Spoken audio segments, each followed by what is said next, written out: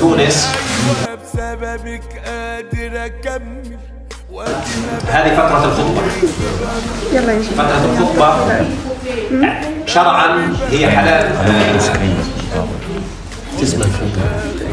شرعا هي حلال لك وأنت حلال له. لكن في عندنا العادات والتقاليد أن تفرق فترة الخطوبة.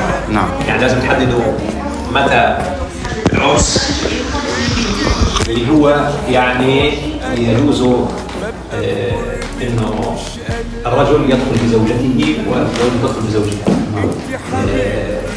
فهذه من ندعوكم من العادات والتقاليد. شرعا انتم حلال لبعض، لكن عاداتنا وتقاليدنا انه يتم بعد الزواج الدخول. فهذه نحافظ عليها ان شاء الله. ما هو للتوضيح للشباب في اوروبا لازم نوضح لكم هذه. بالضبط. خلاص يا جماعه، شوفوا ستوريات الانستا، انا اعطيكم ستوريات الانستا انا وياك. برشا يا جماعه. بخير وانتصروا.